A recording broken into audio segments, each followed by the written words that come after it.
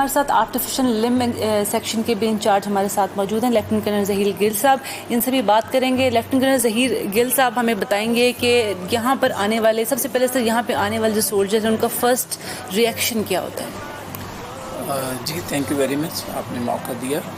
مسئلہ یہ ہے کہ جتنے بھی جو لاس آف لمب ہے، ہاتھ کٹنا، پاؤں کٹنا، یہ ایک آرڈنری انجری نہیں ہے.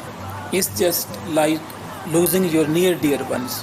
اپنی اولاد کا کھونا، بچوں کا کھونا، کسی بیٹے کی ڈیتھ ہونا، بچی کی ڈیتھ ہونا، یہ بالکل اسی طرح کا ڈرامہ ہے جس میں آپ کی زندگی کے جسم کا حصہ جو دن رات آپ پیدائش سے لے کر اس سے اپنے کام لے رہے ہیں، چاہے وہ ہاتھ ہے چاہے بازو ہے، اور یکدم کسی حادثے کی وجہ سے وہ آپ کے ساتھ نہیں ہے، تو ایک بہت بڑا سٹگما ہے، ایگنی ہے، بہت بڑا سائیکولوجیکل سٹریس والا معاملہ ہے جس سے یہ مریض گزر کے آتے ہیں. لیکن فار دا ٹائم بینگ جب تک یہ ہمارے پاس آتے ہیں ان کی ایمرجنسی مینجمنٹ ہو چکی ہوتی ہے، سرجریز ہو چکی ہوتی ہیں، جو ان کی وونڈ کیئر ہے وہ ساری ہو چکی ہوتی ہے. تو جب وہ surgical medical point of view سے اسٹیبل ہو جاتے ہیں تو فائنل ریہیبلیٹیشن کے لیے وہ AFIRM میں آتے ہیں. کسی کو ہاتھ لگنا ہے تو ہاتھ لگے گا، ٹانگ کٹی ہے تو ٹانگ لگے گی، یا کوئی اس طرح کی انجری ہے کہ اس کو ہاتھ پاؤں نہیں لگ سکتا تو اس کو پھر ہم موٹرائزڈ ویل چیئر دیتے ہیں. اچھا سر، ان کا فرسٹ ریئیکشن مجھے اس لیے جاننا ہے کیونکہ ابھی ہم جیسے یہ ٹرانسمیشن اسپیشلی 6 ستمبر کے حوالے سے ہے، اور 1965 کے واریئرز لے لیں یا آج کی وار جسے ہائبرڈ وار بھی کہتے ہیں، اور وار آن ٹیرر میں بھی ہمارے بہت سے شہید اور غازی تھے، ان تمام کی مثال لے لیتے ہیں. ان کا ٹریبیوٹ ہے سر یہ، اور AFRM میں آنے کا مقصد ہمارا ان لوگوں کا وہ جذبہ دیکھنا کہ وہ پہلی دفعہ کیا سوچتے ہیں جب آتے ہیں یہاں پہ ایسے ادارے میں جہاں سے ان کو امید ہے کہ وہ بہتر ہو کے جا سکتے ہیں، اور جب بہتر ہو کے جاتے ہیں تو تب ان کا کیا ریئیکشن ہوتا ہے. بالکل، جو ہماری آرمی ہے الحمدللہ، جیسے پاکستان بنا ہی، جیسے کہتے پاکستان کا مطلب کیا، لا الہ الا اللہ، اس کی بنیاد پر بنا ہے. اور ہماری افواج پاکستان جو ہے اس کا موٹو ہے ایمان، تقوی، جہاد فی سبیل اللہ. تو یہ جو ہمارے لوگ بارڈر پہ ہر وقت دفاع وطن کے لیے، اسلام کے لیے، اپنے وطن کے لیے اور عوام الناس کی جان و مال کی حفاظت کے لیے کھڑے ہوتے ہیں، تو ان کے اندر یہ شوق شہادت کا جذبہ ہوتا ہے. وہ ان کی نظر میں صرف 2 چیزیں ہوتی ہیں، غازی یا شہید. کہ یا تو ہم نے اپنے اس ملک کے لیے جو اللہ کی خاطر اسلام کے نام پر لا الہ الا اللہ کی بنیاد پر بابا قوم اور اس کی ٹیم نے کیا تھا، تو اس کی دفاع کے لیے یہ ہم ہمہ وقت بارڈرز پہ موجود ہوتے ہیں. تو ان کو اس چیز کی ڈر نہیں ہوتی، وہ صرف تنخواہ کے لیے نہیں بیٹھے ہوتے کہ ہمیں تنخواہ ملنی ہے. وہ یہ جذبہ ہے جو ان کو برف میں بھی زندہ رکھتا ہے، میدانوں میں بھی، صحراؤں میں بھی اور پانی میں بھی. اس جذبے کے بغیر کوئی قوم جو ہے وہ کامیاب نہیں ہو سکتی. اور اللہ کا شکر ہم بلیسڈ ہیں کہ ان میں یہ جذبہ بدرجہ اتم موجود ہے. اور یہ اس شوق کے ساتھ، اگر آپ نے ابھی وزٹ کیا ہوگا، دیکھا ہوگا، ہمارے پاس ایسے بھی لوگ ہوتے ہیں جن کے چاروں ہاتھ پاؤں کٹے ہوئے ہیں، دونوں ٹانگیں نہیں ہیں، دونوں بازو نہیں ہیں، اور سو مچ سو کہ لاس آف ویژن بھی نہیں ہے، کہ IED بلاسٹ انجری ہوئی تو آنکھیں بھی نہیں ہیں، وہ بصارت سے بھی محروم ہیں اور جسمانی طور پہ بھی ہینڈی کیپڈ ہے. لیکن پھر بھی ان کے حوصلے بلند ہیں. آپ نے سنا ہوگا ان کی باتیں ابھی، کہ ان کے عزم جوان ہیں، ان کے اندر کوئی کمزوری اور نااہلی یا بزدلی کا معاملہ نظر نہیں آتا. اچھا سر، یہ تو ہو گیا فزیکل ان کا میٹر جو یہاں پہ ڈیل ہو رہا ہوتا ہے، لیکن ایک ہے جو ذہنی طور پہ انسان کمزور ہو جاتا ہے ایسے ٹراما کے بعد. جیسے کہ ہم سب جانتے ہیں، اور ابھی ہم آف ایئر بھی ذکر کر رہے تھے کہ اپنی اولاد کی طرح کھونا ہوتا ہے اپنے جسم کی اعضاء کو. اس کے بعد وہ ذہنی اس کیفیت کو کیسے بھلا پاتے ہیں جو جس کیفیت کی ہم صرف سوچ کر سکتے ہیں سیولینز. جی، آپ نے جو بات کی اس کو میڈیکل لٹریچر میں PTSD کہتے ہیں، post traumatic stress dis order. اور ورلڈ اوور یہ نون فیکٹ ہے، اسٹیبلشڈ اینٹی ہے، کہ جو بھی لوگ میجر کسی ٹراما سے گزرتے ہیں، نیچرل ڈیزاسٹر ہے، ارتھ کوئک ہے، بلڈنگ کا گرنا ہے، روڈ ٹریفک ایکسیڈنٹ ہے، مائن بلاسٹ انجری ہے، جس میں ان کا ہاتھ کٹ جائے، پاؤں کٹ جائے، یا کوئی بھی میجر انجری ڈسیبلٹی آ جائے، تو تمام لوگ تھوڑے یا زیادہ طور پر اس اسٹریس ڈس آرڈر سے متاثر ہوتے ہیں. ہم نے باہر بھی، انٹرنیشنل بھی ہم نے بھی دیکھا ہے، گئے بھی ہیں، ایکسپیرینس بھی ہے، بکس میں بھی ہے، کہ وہ اکثر لوگ اینٹی ڈپریسنٹس کے اوپر، اینٹی سائیکوٹک ڈرگس پہ چلے جاتے ہیں. لیکن الحمدللہ ہمارے اس پچھلے 12-13 سال کے ایکسپیرینس میں ہم نے یہ دیکھا ہے کہ ہمارے پاس جتنے بھی یہ لوگ آتے ہیں جنہوں نے اپنے جسم کے قیمتی حصوں کی قربانی دی ہوئی ہے، اور ان تمام ڈسیبلٹیز کے باوجود ان میں کوئی ڈپریشن کا کوئی مایوسی کا ایلیمنٹ نظر نہیں آتا، اور ہمارا کوئی مریض اینٹی ڈپریسنٹس یا اینٹی سائیکوٹک ڈرگس پہ نہیں ہے، ان کے حوصلے بلند ہیں. اور اس کی بہت بڑی کنٹریبیوشن ہم یہ کہہ سکتے ہیں کہ ہمارا الحمدللہ فیملی سپورٹ سسٹم بہت اسٹرانگ ہے، کہ ان کو کیئر گیورز کی فکر نہیں ہے. باہر وہ پوسٹ ڈسچارج ڈیسٹینیشن ڈھونڈتے ہیں کہ مریض کے علاج کے بعد اس کو کہاں بھیجیں گے. تو ہمارا جو فیملی نیٹ ورک ہے کہ پیشنٹس کو ہمیں کیئر گیور نہیں ڈھونڈنا پڑتا، رادر ہمیں ان کو گھر بھیجنا پڑتا ہے کہ ایک بندہ کافی ہے، باقی گھر جائیں. تو وہ خود ہی ان کی دیکھ بھال کے لیے ہوتے ہیں. تو ایک تو ان کو فیملی سپورٹ بہت ہے کہ نیٹ ویل نیٹڈ ہیں، پیرنٹس، فیملی، بہن بھائی سارے عزیز و اقارب ان کی دیکھ بھال کرتے ہیں.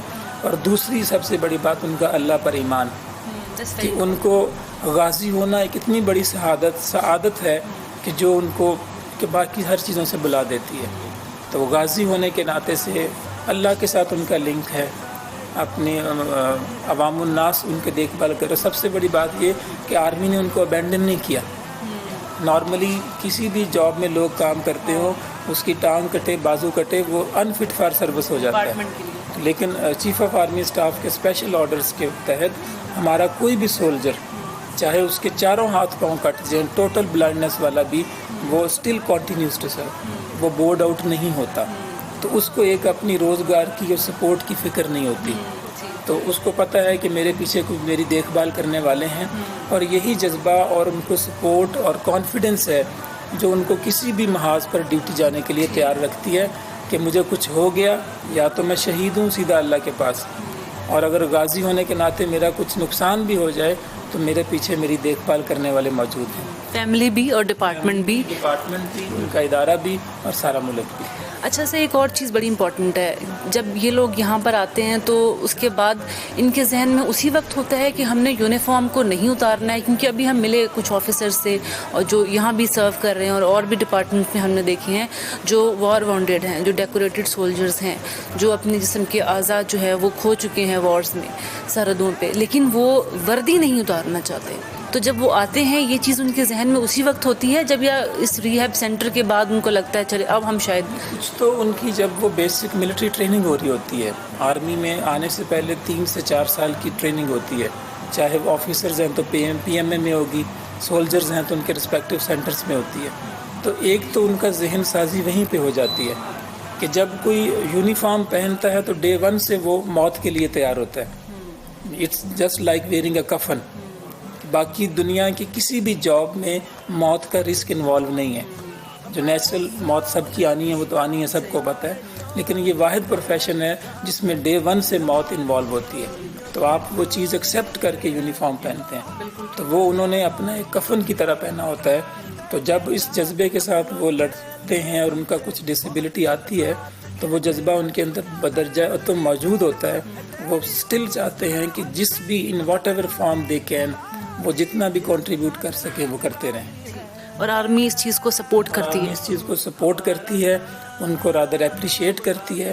ان کی ڈسیبلٹی کے مطابق ان کا ٹریڈ چینج کر دیا جاتا ہے. لیٹ سے اگر ایک سولجر تھا وہ ڈرائیونگ کی ڈیوٹی کرتا تھا، ملٹری وہیکلس کو ڈرائیو کرتا تھا، اب اس کی ٹانگ کٹ گئی ہے تو اس کو کوئی سیڈنٹری ڈیسک جاب مل جائے گی، کوئی ریسیپشن والی، کچھ اور ڈاکومنٹری نیچر آف جاب ہوتی ہے. دوسرا پھر آپ نے دیکھا ہوگا کہ اس ریہیبلیٹیشن کا دورانیہ تقریباً 2 سے 3 ماہ کا ہوتا ہے. تو ہم اس 3 ماہ کے علاج کے دوران ان کو فارغ نہیں بیٹھنے دیتے. ہمارا ری سیٹلمنٹ اور ووکیشنل ری سیٹلمنٹ ریہیبلیٹیشن کا ڈپارٹمنٹ ہے. تو پیشنٹ کی اپنی ذہنی صلاحیت، اس کا ایپٹیچیوڈ، اس کی ڈسچارج ڈیسٹینیشن اور اس کی چوائس کے لحاظ سے اس کو 6-7 پروفیشنز آفر کیے جاتے ہیں، جس میں ٹیلرنگ ہے، کمپیوٹر ٹریننگ ہے، موبائل ریپیئرنگ ہے، ایمبرائڈری ہے، آرٹ کیلیگرافی ہے، الیکٹریشین ہے، کہ وہ ایک جگہ پر بیٹھے بیٹھے اگر کل کو وہ آرمی سے ریٹائر بھی ہوتا ہے تو وہ معاشرے پر بوجھ نہ ہو، ایک contributory member of the society ہو اور اپنا رزق خود کمائے اور کانفیڈنس ہو، اس کو ہاتھ پھیلانے نہ پڑے بلکہ وہ ہاتھ بڑھا کے کچھ دینے والا. بالکل ٹھیک ہے. ایک آخری سوال سر آپ سے، بہت سے ایکسیڈنٹ ہوتے ہیں نارمل لائف میں ہوتے ہیں, اس میں بھی لوگ اپنے جسم کے اعضاء جو ہیں وہ کھو دیتے ہیں, اس کے بعد بھی وہ ریہیب سینٹر میں جاتے ہیں. لیکن جیسے ہم نے ذکر کیا تھا کہ ذہن جو ہے وہ کنٹرول کرتا ہے سب چیزوں کو, اگر وہ کنٹرول مثبت ہو جائے تو پھر تمام چیزیں مثبت ہونا شروع ہو جاتی ہیں, آلدو کہ اگر آپ کوئی جسم کے اعضاء کھو بھی دیں تو. آپ نے اس فیلڈ میں کافی لوگ دیکھے ہوں گے جو ایکسیڈنٹ کے ذریعے بھی اپنے جسم کے اعضاء کھو چکے ہوں گے, لیکن آپ کمپیریزن اگر ان کا کرتے ہیں جو وار کے واریئرز ہیں, سولجرز ہیں, آفیسرز ہیں جو غازی ہیں, جب وہ اپنے جسم کے اعضاء کھوتے ہیں, دونوں میں کیا ڈفرنس دیکھتے ہیں آپ؟ یعنی آپ نے خود بھی اس چیز کا مشاہدہ کیا ہوگا کہ اکثر آپ سڑک پہ جا رہے ہیں, گاڑی کسی ریڈ سگنل پہ رکتی ہے تو اچانک کوئی نہ کوئی مانگنے والا اس کا ہاتھ کٹا ہے یا پاؤں ٹیڑھا ہے تو وہ ایسے ایکسپوز کر کے آ جاتا ہے آپ کو ڈسیبلٹی کو دکھاتے ہوئے کہ مجھ پہ ترس کھائیں, مجھ پہ رحم کھائیں, میری ٹانگ نہیں ہے, میرا بازو نہیں ہے, مجھے بیک دے.